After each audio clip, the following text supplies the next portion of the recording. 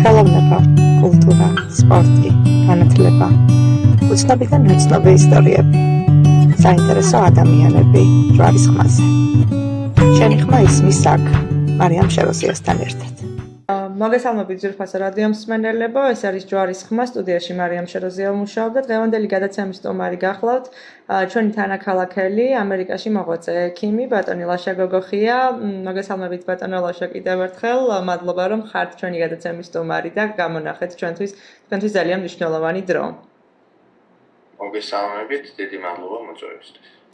ბატონო ლაშა, რომ დავიწყოთ თავიდან და ცოტა შორიდან.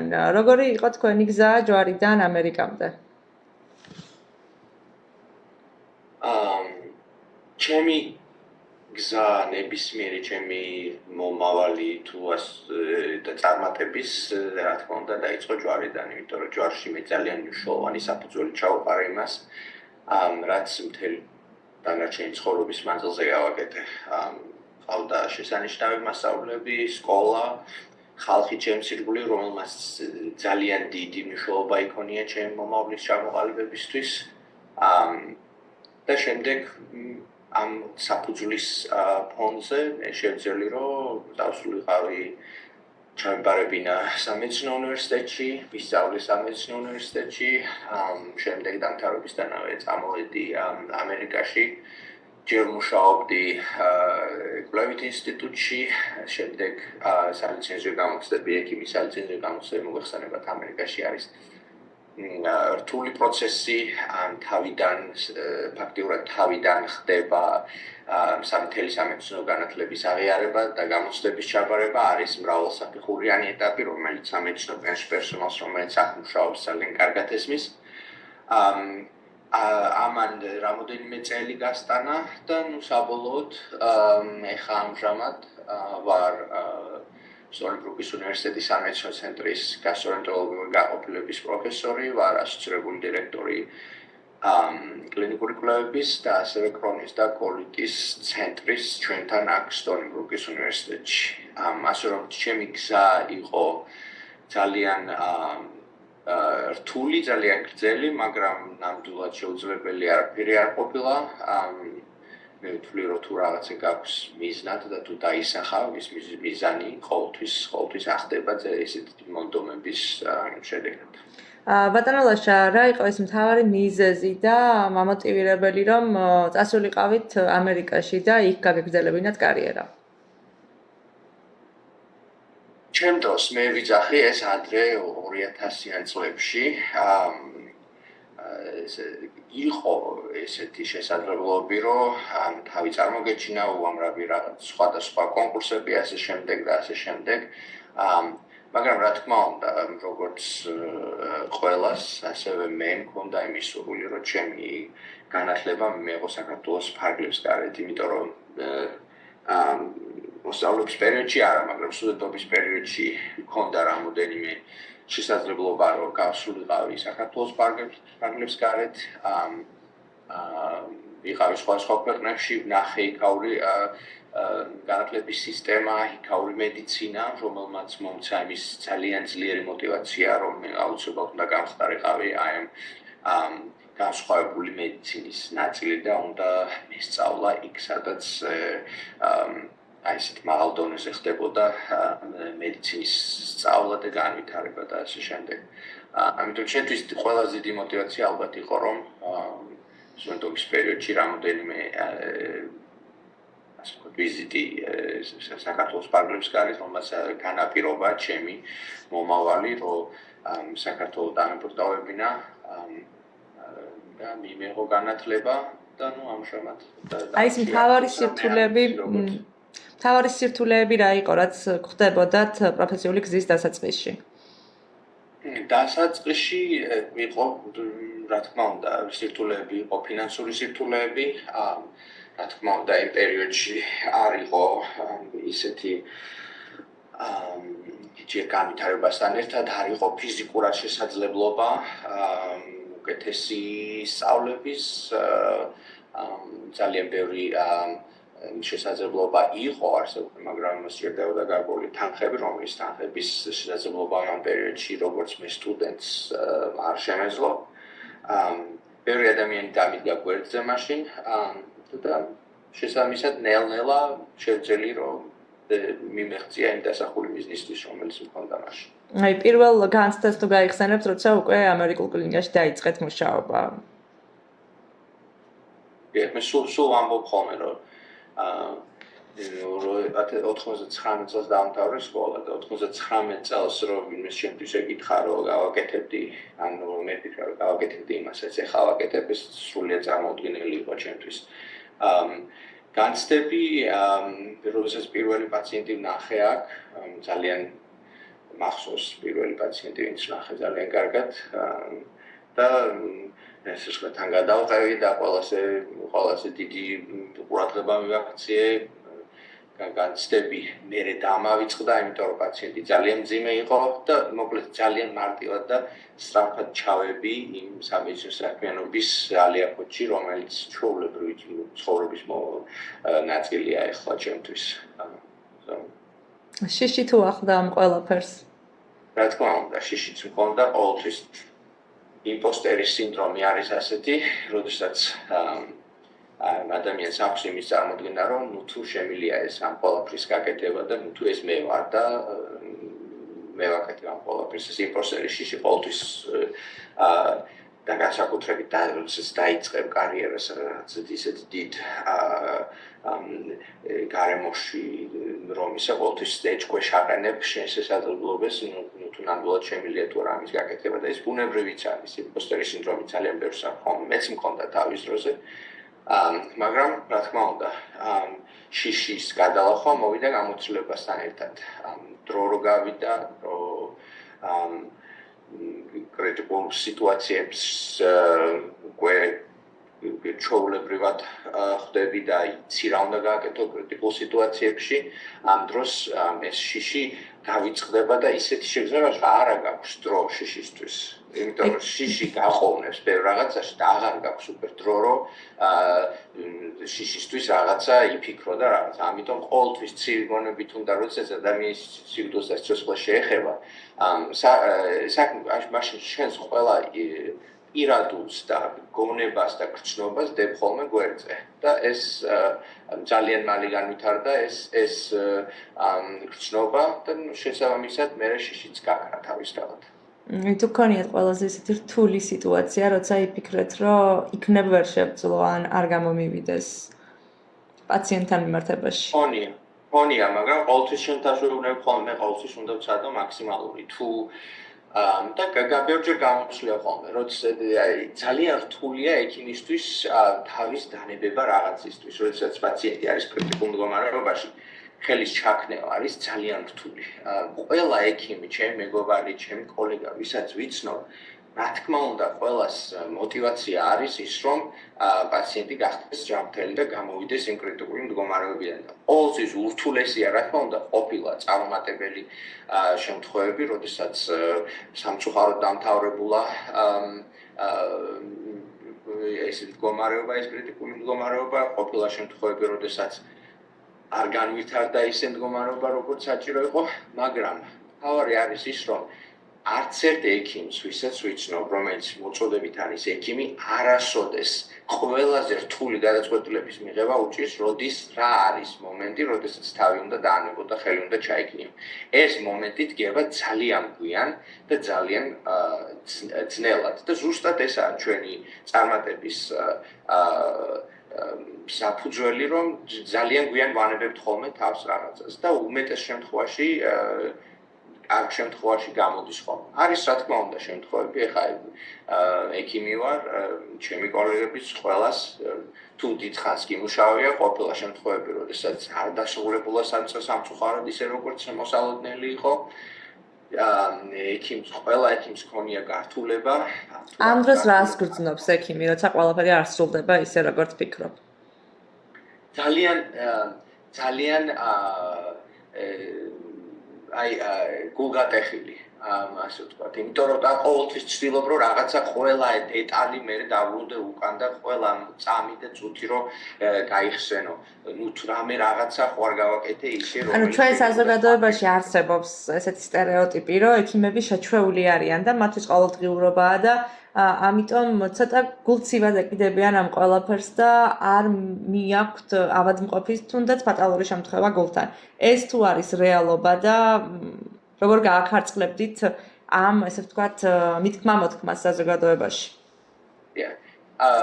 ყველაზე დიდი განსხვავება ქართულ მედიცინას და არა ქართულ მედიცინას შორის ხომ სხვადასხვას ვერ ვიტყვი, იმიტომ რომ მე რამოდენიმე ქვეყანაში მას გამოცდილება ყველგან არ აქვს. ყველაზე დიდი განსხვავება ის არის, რომ ყველაფერი რეგულირდება კანონით.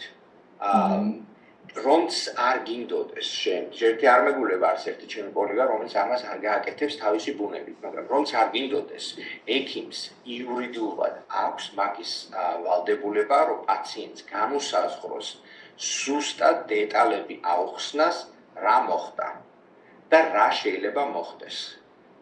საქართველოში სამწუხაროდ ეს არ ხდება, ან ხდება ძალიან იშვიათად და პაციენტი საავადმყოფოში წვდება და ისე გამოდის, რომ საერთოდ აზრზე არ არის რა მოხდა ამ 2-3 დღის ჰოსპიტალიზაციის პერიოდში.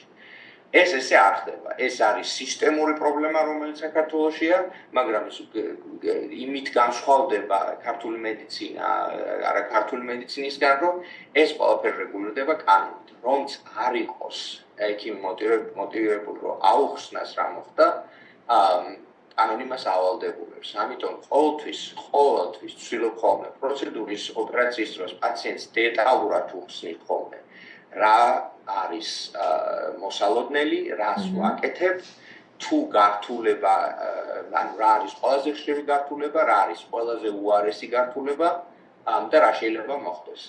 კიდევ ერთხელ ვამბობ, რომ ექიმებს ყველას ჰქონია გართულება. თავარი არის როგორ უნდა მიხედოთ მაგ გართულებას. და რომ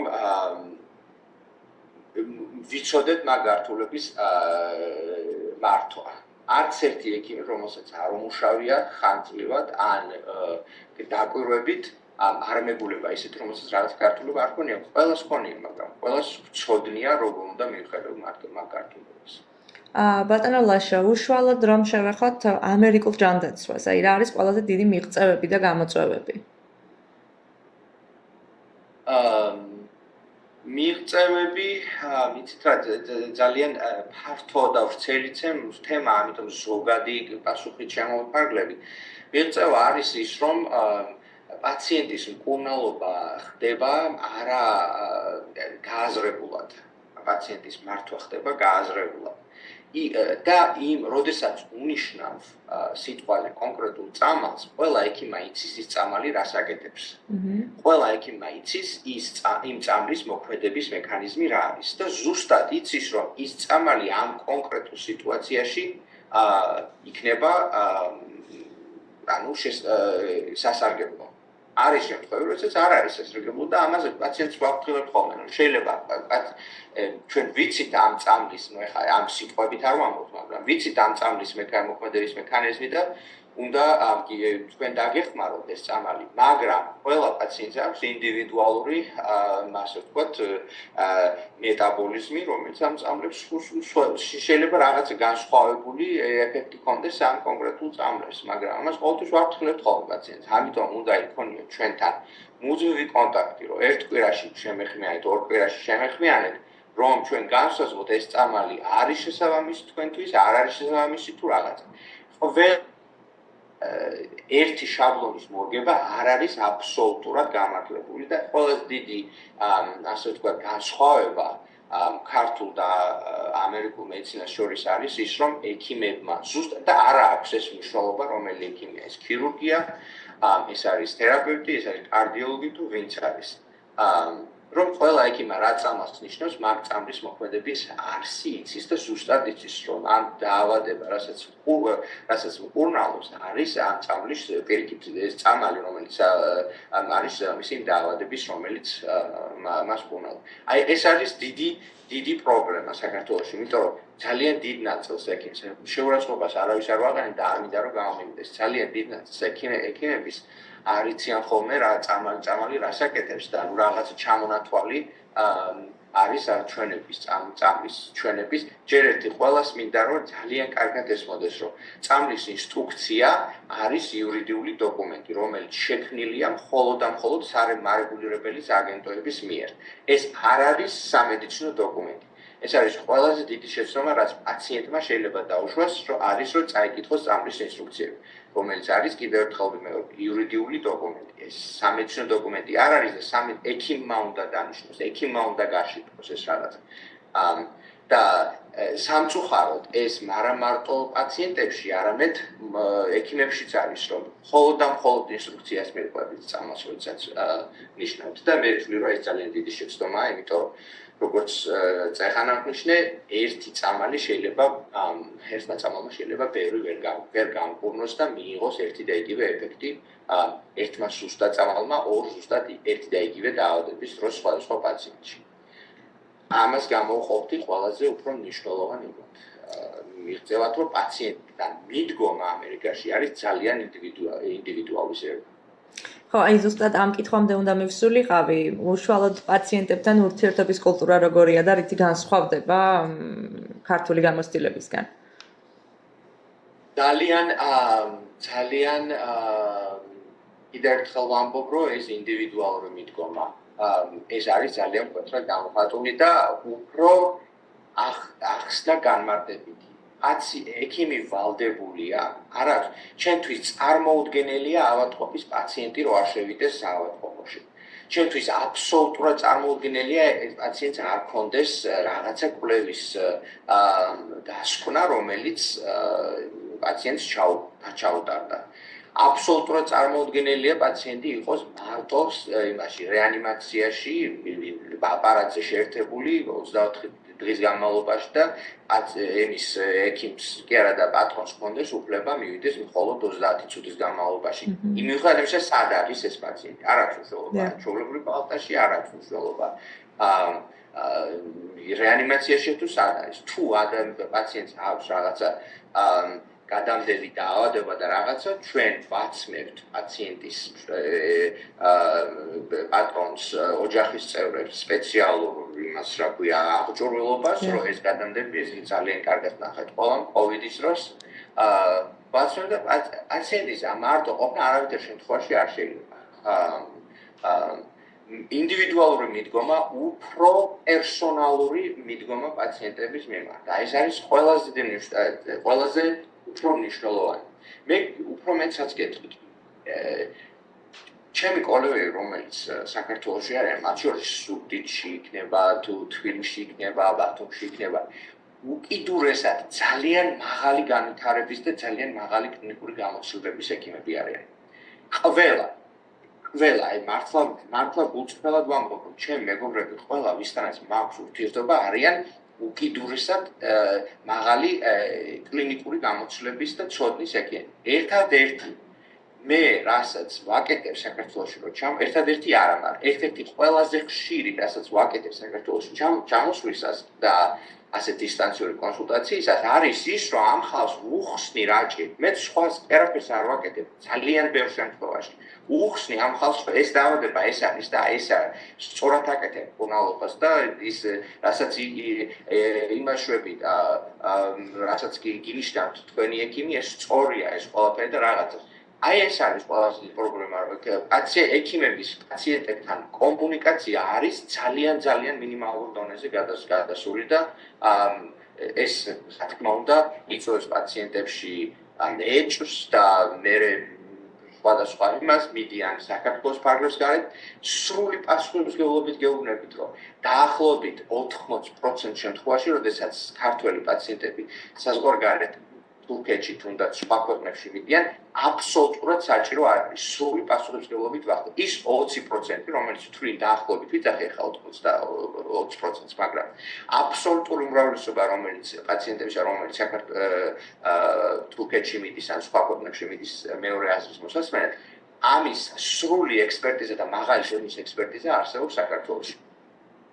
არის ისეთი შემთხვევები, როდესაც მეც მიტყვია რამოდენიმე პაციენტისთვის, როდესაც ტექნიკურად შეუძლებელია რაღაცა საქართველოში გაკეთება, იმიტომ რომ ის აპარატურა, რომელიც ან წამალი, რომელიც პაციენტს სჭირდება, საქართველოში ფიზიკურად ხელმისაწვდომელია და მაგ შემთხვევაში გამართლებულია, მაგრამ აი აბსოლუტურ უმრავლესობა შემთხვევებში ყველაფრის გაკეთება შეიძლება საქართველოში.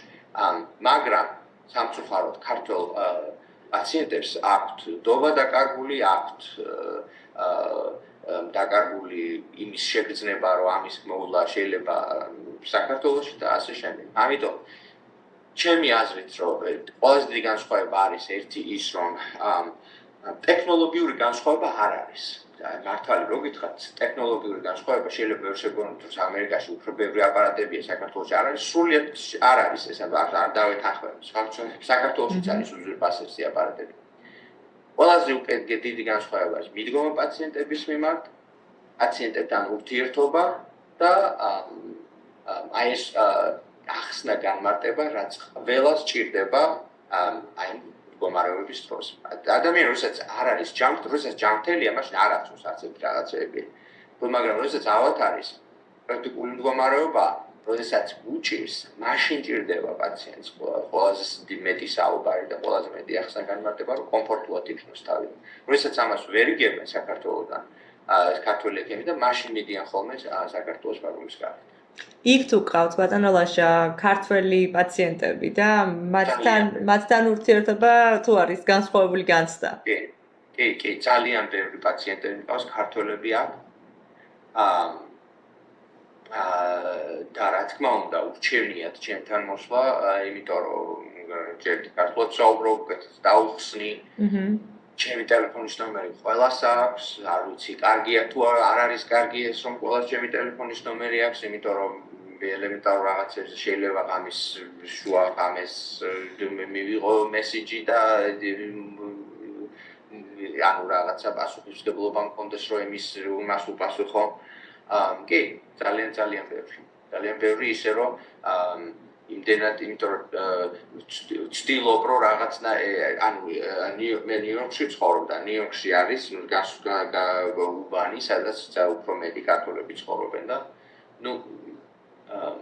ის ცოტა შორსაა, მე სადაც ცხოვრობის არ არის ახლოს და ყოველთვის უჭირთ ხოლმე ჩემთან მოსვლა, იმიტომ რომ მე შორსო ვარ და შეიძლება ყველას ის არ აქვს ეს მანქანა და ტრანსპორტის პრობლემა რაღაცა და რაღაცა ყოველთვის ვცდილობ ხოლმე რომ დავეხმარო ყველას ვისაც სჭირდება ჩემი დახმარება და სხვა შორის ძალიან რთული პაციენტი და ადვილი რაღაცებიც არ ხდება ხოლმე. ანუ ყველას არ აქვს რაღაცა უნიშნულო პრობლემა, ძალიან მნიშვნელოვანი.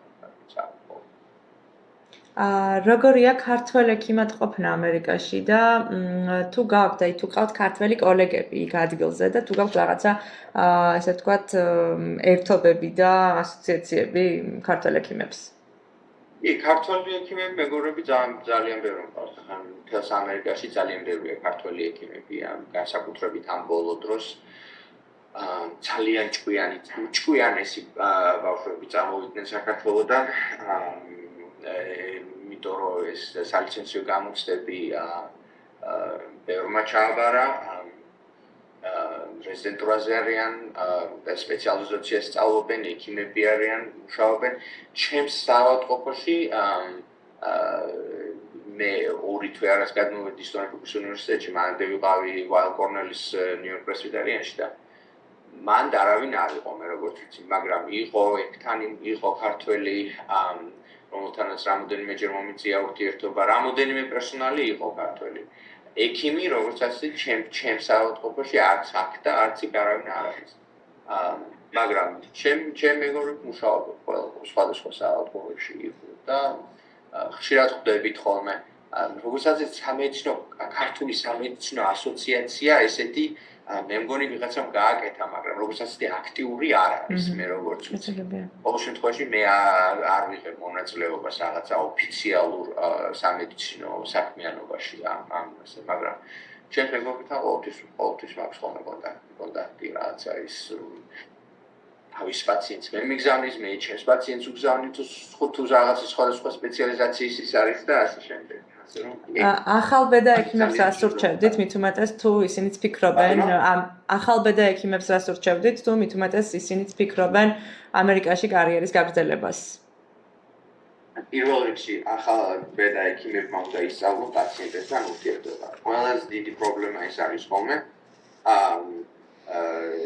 საქართველოში პაციენტებისთვის და ანუ არ დაიზაროთ ის ვიცი რომ ყველას უნდა რომ მალე მორჩეს და სახში წავიდეს სხვა რაღაცა აკეთოს, არ უნდა დაიზაროთ, უნდა გაესაუბროთ პაციენტს და უნდა აუხსნათ ყველაფერი რა მდგომარეობა. იმიტომ რომ მაგ პერიოდში თქვენ უფრო იცით რა ხდება, პაციენტისთვის რა არის მოსალოდნელი, ვიდრე პაციენტმა. აი, ყველაზე დიდი შიში რაც არის ამ შეუცნობელი შიში, რომელიც არ იცი რა მოხდება. როდესაც თუ რაღაცა იცი, რომელიც ამ შიშს გააკარწყებს, ან შეამსუბუქებს, რა თქმა უნდა, ეს პაციენტს უნდა გაუზიარო და ეს ყოველთვის იქნება სასარგებლო დადებითი შენი განწყობისთვის. დანარჩენი ეხლა გამოცდების ჯაბარებაზე და ასე შემდეგ. ეს ტექნიკური პროცესია. ცოდნა, როდესაც გაქვს მაგის ცოდნა, რომ ეს გამოცდები ჩააბარო,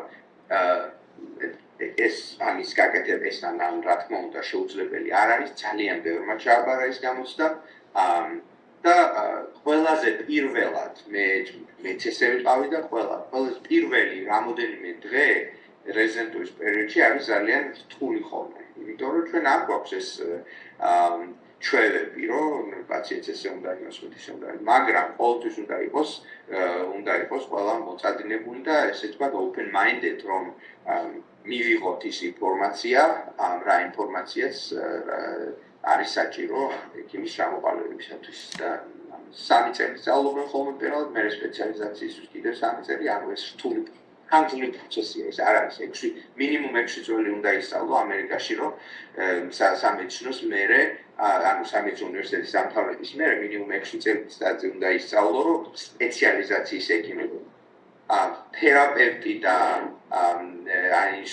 ჰოსპიტალის ექიმისთვის 3 წელიწადი საკმარისია. 3 წელიწადის მერე არ არის სპეციალი. თუ ანუ იმის გამო თუ სპეციალიზაცია არ არის არ გინდა თუ სპეციალიზაციას იმას მაშინ 3 წლის განათლება, ესეთ რეზიდენტურის განათლება საკმარისია, მაგრამ სპეციალიზაციისთვის კიდევ 3 წელი უნდა იმას. ანუ 6 წელი აუცილებლად უნდა იყოთ ამ ტრენინგის პირობებში და ტრენინგის რეჟიმში და ამ ხნის განმავლობაში ყველას გამომუშავდება ის უნარჩვევები, რომელიც აუცილებელია აკაური სამედიცინო სისტემისთვის. თქვენ არაერთი განსხვავება აღნიშნეთ ქართულ და უცხოურ ჯანდაცვას შორის. ეს იყო უმთავრესი, რასაც ხაზი გაუსვით, ექიმის და პაციენტის ურთიერთობა. კიდევ თუ არის რაიმე ისეთი განსაკუთრებულად საყურადღებო უცხოური გამოცდილება, რასაც ისურვებდით, რომ დაინერგოს ქართულ ჯანდაცვაში? ტექნოლოგია, რა თქმა უნდა, ტექნოლოგია მიხარდა როგორც აღნიშნე არის ხებები რაღაცა ხელმისაწვდომი, მაგრამ არის უამრავი რაღაცა, რომელიც მიხარდა იმისა ტექნოლოგია არსებობს, ამის გამომყენებელის ხშირად სპეციალისტი არ არის. ანუ სიტყვაზე ძალიან დიდი MRI-ის აპარატი და არის რამ ბევრი მაშინ, მაგრამ სამწუხაროდ არ იციან ამ აპარატის გადაღებული იმების წაკითხვა და ერთადერთი რაც საქართველოს ძალიან გამოადგება არის ის, რომ იყოს ისეთი სახის ტრენინგები, რომელიც რაღაცა მოკლე ხნით იქნება ეს რაღაცა 5 თვით იქნება 6 თვით რაღაცა მოკლე ხნით მოახდენ ქართველი ექიმების გადამზადებას და ეს ექიმები წავლენ უკან და დაიწყებენ ამ ცოდნის გამოყენებას ადგილობრივი პაციენტებისთვის. ეს იქნება ძალიან საინტერესო. ტრენინგის კულტურა არ არის საქართველოში სამწუხაროდ. აი ეს ტრენინგის კულტურის განვითარება უნდა იყოს ძალიან მაღალ ხარისხზე მაყვანილი. ეხლა მეც ვისწავლე სამედიცინო უნივერსიტეტში საქართველოში და ვიცი როგორ ხდება იქ სწავლება და მერე როგორ ხდება კლინიკური უნარჩვევების შეძენა.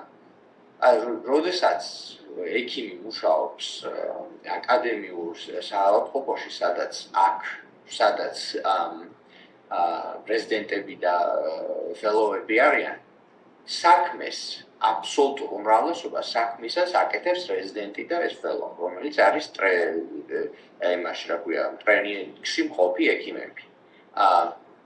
მაგრამ აკადემიური პერსონალი უკეთებს მაგათ სუპერვიზიას, ანუ მეთვალყურეობას ეს ხალხი არ უშვებს შეცდომას თუ ან უშვებს და რაღაცა. ამიტომ ანუ ესე ტრენერი ექიმე, ტრენინგის ექიმები არასოდეს მარტო არ არიან, ყოველთვის ხალხ მაგათ იქ ისეთი მეთვალყურეები, რომელიც მაგრამ სწავლა ხდება ესე, რომ უნდა ისწავლო რაღაცა რომ ისწავლო, უნდა გააკეთო ხელით. ექიმს, რომელმაც დაამთავრა სამედიცინო უნივერსიტეტში და არის რაღაცა 24-25 წლის, მაგას თუ აყურებინებ მომდევნო 5 წლის განმავლობაში ოპერაცია, რა თქმა უნდა, ის კანდი ექიმი არ გამოვა, მაგას უნდა აკეთებინო ოპერაცია, უნდა იყოს პირველი ოპერატორი და არა მეშვიდე და არა მხოლოდ ობზერვერი. ტრენინგის კულტურა არ არის საქართველოში და როდესაც ტრენინგის კულტურა გვექნება, მაშინ უკეთესი ექიმები გვეყოლება და უკეთესი ჯანდაცვის სისტემა იქნება. ამიტომ ტექნოლოგიის გარდა, რა თქმა უნდა, ამ ტრენინგის შესაძლებლობებს გავაუმჯობესებთ საქართველოს, რომელიც ძალიან ცუდ დონეზეა და ცუდ ხარისხზეა ახლა. რა არის რაც ყველაზე მეტად გაკლიათ საქართველოდან? ყველაზე მეტად მაგლიან, რა თქმა უნდა, ჩემი მშობლები, ჩემი ოჯახის წევრები, ჩემი მეგობრები, რა თქმა უნდა, ის ხალხი, რომელთანაც მე გავიზარდე, ყველაზე მეტად ეს. მიმოსვლა სამწუხაროდ არ არის ისე ადვილი, ძალიან შორია. აქედან მიმოსვლა არ არის ისეთი ადგილი, რომ რაღაცა ჩვენ უფრო ხშირად შევხვდეთ რაღაცა მე კი წელიწადში ერთხელ ჩამოდივარ და ვახერხებ ხოლმე ისა, მაგრამ ძალიან მინდა რომ ჩემები აქეთ ჩამოვიდნენ, ძალიან მინდა რომ ჩემი მეგობრები ყველანი მესტუმრენ, ძალიან მინდა რომ ყველანი ნახოს რას ვაკეთებ, სად ვცხოვრობ, სად მივდივარ და ასე შემდეგ. ჩემი მინდა რომ უფრო მეტი ურთიერთობა ჰქონდეს ჩემს შვილებს ჩემ იმ გარემოსთან, რასაც მე გავიზარდე და ჩამოყალიბდი როგორც ადამიანი. ეს არის ყველაზე დიდი დეფიციტი, რაც მაქვს ხოლმე ჩემს ცხოვრებაში. თქვენი გადატვირთული გრაფიკის ფონზე თუ ახერხებთ შვილებთან სათანადოდ საჭირო დროის გატარებას? საჭირო რა თქმა უნდა, საჭირო დრო არასოდეს არ არის საკმარისი, მაგრამ რაღაცა რუტინა გვაქვს შემუშავებული, რომ სიტყვაზე მაშრაკვია მე ვაძინებ ბავშვს სიტყვაზე რა გარკვეულ დღეებში, როდესაც მე საავადმყოფოში არ მიწევს წასვლა საღამოობით ან რაღაცა, არის რაღაცა რუტინა, რომელიც შემუშავებული გვაქვს, რასაც მე ვაკეთებ და ბავშვებმა იციან, რომ სიტყვაზე მე ვაძინებ ამ დღეს და ამ დროს ძალიან მეც მიხარია, იმათაც უხარია და ამიტომ ესე გამოვყოფთ ხოლმე რაღაცა დაგეგმილ დროებს და ესე იმაშვები. მაგრამ რა თქმა უნდა, ოსახში რომ მოვდივარ, ყოველთვის სახში ვარ, ყოველთვის მივდივარ ნატენზე, საღამოთი ან საცურაოდ ან რაღაცა სხვადასხვა აქტივობებზე და ყოველთვის ვცდილობ ხოლმე რომ ჩემი ბავშვების ცხოვრების აქტიური ნაწილი ვიყო. მაგრამ თვითონაც იციან რომ მამამისი ექიმია და ყოველთვის ისეთი მაგზე ძალიან ადრე მუშავდებათ ის რომ დღეს ვერ წამოვალ, იმიტომ რომ მე დღეს სამსახურში ვარ და რაღაც. ბატონო ლაშა, თქვენ აღნიშნეთ რომ წელიწადში ერთხელ ჩამოვდივარო და მაგრამ ჩვენმა მსმენელმაც ძალიან კარგად იცის რომ თქვენ აი წელიწადში ერთხელ ზაფხულობით როცა ჩამოდიხართ, ნაცვლად იმისა რომ ოჯახთან და მეგობრებთან უფრო მეტ დროს ატარებდეთ, ამ დროს უნაწილებთ აქ ქართველ პაციენტებს და თქვენ სრულიად უანგაროდ და უსასყიდლოდ არა მარტო ლაივ რეჟიმში, დისტანციურადაც ხშირად მკურნალობთ ხოლმე პაციენტებს, თქვენს თანაქალაქელებს. აი, რატომ აკეთებთ ამას და რას ნიშნავს ეს ყველაფერი თქვენთვის როგორც ექიმისთვის? ვფიქრობდი, ყოველთვის როდესაც საქართველოს წამოვალ ხოლმე, უზომო რაოდენობით მესეჯები მაქვს, რომელსაც ძალიან მინდა რომ დროულად უპასუხო, მაგრამ არ გამოდის. იმდენად უამრავი მესეჯი მომდის, რაღაცა 1-2 კვირა მჭირდება რომ ყველას გავცე პასუხი. არავის არ ვტოვებ ხოლმე უპასუხოთ. ყოველთვის ვინმეს იმას. სხვანაირად არ შემილია. აი ეს არის ჩემი პასუხი. როდესაც მესეჯი არის დაუტოვებელი და ან სიტყვაზე ბავშვებმა ჩემი ტელეფონით თამაშეს და იქ რაღაცა შემთხვევით დააჭირეს და ვიღაცა ნახეს, ყოველთვის მივდივარ ხოლმე მანდ და გადავაკეთებ იმ მესიჯს, წავკითხავად, რომ არ გამომრჩეს ის მესიჯი და ნუ დავბრუნდები უკან იმ მესიჯს დავბრუნდები და გავცე იმას პასუხი. სხვანაირად არ გამომდის. არ შემიძლია. აი ეს არის ჩემი ძალიან მარტივია ჩემი ის რომ მე ადამიანი როდესაც რაღაცას მკითხავს ის არ არის დალხენილი ადამიანი ის რაღაცას საჭიროებს და ის ელოდება ჩემგან პასუხს და მე არ მაქვს მაგის შესაძლებლობა რომ დავჭდე და დაველოდო და რაღაცა დავაიგნორო ის მესიჯი რომელიც მან გამომიგზავნა ან კრიტიკულ პაციენტებზე როდესაც არის საუბარი ან რაღაცა მეორე აზრის მოსმენაზე არის როდესაც არის საუბარი როდესაც პაციენტს აქვს რაღაცა მკურნალობა ჩატარებული და უტარდება რაღაცა მკურნალობა და ჭირდება იმის დადასტურება რომ ის ნამდვილად არის თუ არა და თუ არ არის ჩემი აზრით ვერ არანაირად არ შემიძლია რომ ამ მესიჯებს დავტოვო რაღაცა უგულებელყო და არ უპასუხო. ეს არის ჩემი ერთადერთი ძალიან მარტივი პასუხი მაგ რომ ყველას უნდა უპასუხო. აი, როცა საკუთარ თავთან რჩებით მარტო და რაღაცა გარდამავალი წამი გაქვთ, მაშინ ემიგრანტის ფიქრები როგორია? რას ფიქრობთ ხოლმე საქართველოს? იცით რა, ემიგრანტად არ ვთვლი თავს. არ მიყვარს ეს სიტყვა, იმიტომ რომ და ამ სიტყვას ძალიან ხშირად იყენებენ რაღაცა ის ემიგრანტი და ის ემიგრანტი არის რაღაცა წარსული სიტყვა. ну, რა თქმა უნდა, ეს იურიდიული სიტყვა, ემიგრანტი სულ სხვა რაღაცაა, მაგრამ მე ვამბობ ამის თვითონ სიტყვის იმაზე. ემიგრანტი წარსულში იყო ისეთი ადამიანი, რომელიც რაღაცა ტრანსპორტი არ იყო და იმით რა ქვია, ცხენებით მიდიოდნენ ხალხი საქართველოდან პეტერბურგში და მე რაღაც წლების განმავლობაში უკან ვერ მოვბრუნდო რაღაც. არ ვთვლი ემიგრანტად თავს. ემიგრანტი როგორც ამის კლასიკური გაგება და არა იურიდიული გაგება. იურიდიული გაგება კი რა თქმა უნდა, ემიგრანტი ვარ და ვარა, მაგრამ ამის კლასიკური გაგებით მე საქართველოსთან მაქვს ძალიან მჭიდრო და ახლო კონტაქტი. ყოველდღიური, საათობრივი, ყოველწამიერი კონტაქტი საქართველოსთან. ფიზიკური და ვირტუალური. შესაბამისად, ემიგრანტობა რომ მე იქ ვიყო და არანაირი კავშირი არ მქონდეს ქართველი იმასთან, ჩემს ხალხთან, ჩემს ოჯახის წევრებთან და რაღაცა რო არ დავდიოდე წლების განმავლობაში და რაღაცა მაშინ ჩავთვლი ჩემ თავს იმას რა ქვია ემიგრანტად, მაგრამ მე არ ვთვლი რომ ეს რაღაცა ტრაგიკული სიტყვაა ეს ემიგრანტობა. რაღაცნაირად ჩემს თავში არის ძალიან ტრაგიკული სიტყვა. არ ვთვლი ჩემ თავს არანაირად ტრაგიკულად, იმიტომ რომ ჩემს ოჯახის წევრებს, ახლობლებს, ხალხს ირგვლივ ჩვეულებრივად ვესაუბრები და ვარგი ვარ და ვნახულობ ხოლმე და შესაბამისად ემიგრანტობას არ ვთვლით ტრაგედიად. მე იმას რა ქვია, წლები რო გავა, მე არ ვაპირებ სულ აქ ცხოვრებას. აქ ვარ, იმიტომ რომ ესე ამ ეტაპზე ჩემი ცხოვრების ესეა საჭირო, მაგრამ დრო რო გავა, წლები რო გავა, რა თქმა უნდა, მე წავალ იქ, სადაც უფრო კომფორტულად ვგრძნობ თავს, სადაც გავიზარდო და სადაც მყავს ყველაზე მეტი ბავშვობის მეგობრები და ბავშვობის ამხანაგები და ჩემი ოჯახის წევრები და ნათესავი და ასე შემდეგ.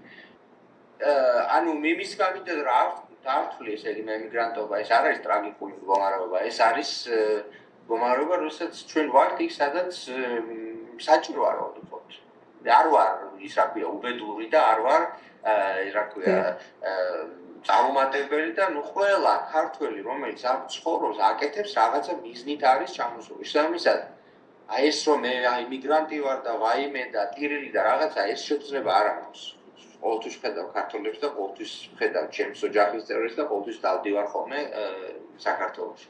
შესაბამისად ეს ფიქრი რომ აკვე რომ დავჭდები და რაღაცა ვაიმე რა კაია საქართველოს და რაღაცა ისინი არ მაქვს. ნამდვილად არ მაქვს. იმიტომ რომ საქართველოსთან მაქვს ძალიან ახლო კონტაქტი, ყოველდღიური, ყოველსაათობრივი და ყოველწამიერი. და ყველაზე მნიშვნელოვანი რაც გავიგეთ, აპირებთ დაუბრუნდეთ ფესვებს. რა თქმა უნდა, მე ფესვებს რა თქმა უნდა არასოდეს არ დავკარგავ და ისე, იმიტომ რომ მე ამ ფესვებს მივეკუთვნები და ამის დაკარგვის საკითხი საერთოდ არასოდეს არ დამდგარა და არც დადგება, მაგრამ ანუ გარკვეული პერიოდი არის ისი, როდესაც არ გვჭირდები მე ჩემს ცხოვრებას და არ გვჭირდები მე ყველას, ვინც ჩემს ირგვლივ არის. და ჭირდებიზეც არ არის. ეს არის ის მდგომარეობა, სადაც მე ვარ და იმას. როდესაც იმ წამს, როდესაც გახდება ეს მდგომარეობა არა მისაღები ჩემთვის, რა თქმა უნდა, არავინ არ დამიშლის იმას, რომ ავდგე და ავიდე იქ, სადაც მე მომიდება და ძალიან ბევრჯერ შემიცვლია ჩემი არგუმდებარეობა. ეხლა კი მაინც აქ ამერიკაში, მაგრამ ყოველ შემთხვევაში გადასვლის და წამოსვლის პრობლემა არასოდეს არ შეგვიძლია. ძალიან სასიამოვნო იყო თქვენთან საუბარი ბატონო ლოშა. კიდევ ერთხელ მადლობა რომ გამონახეთ ამდენი დრო და გვითმეთ და ძალიან საინტერესოდ გვესაუბრეთ ჩვენთვის და ჩვენი მსმენელებისთვის მნიშვნელოვან და საინტერესო თემებზე. დაგემშვიდობებით, წარმატებებს გისურვებთ და გველოდებით საქართველოში. აი, დიდი მადლობა თქვენ მოწვევისთვის და ძალიან სასიამოვნო იყო თქვენთან საუბარი დღესდღეობით. დიდი მადლობა. ჩვენს მსმენელებს კი შევახსენებთ, რომ ჩვენი სტუმარი გახლდათ ამერიკაში მოღვაწე ჯვარელი ლაშა გოგოხია და თქვენთვის მარიამ შეროზია მუშაობდი მომავალ შეხვედრამდე.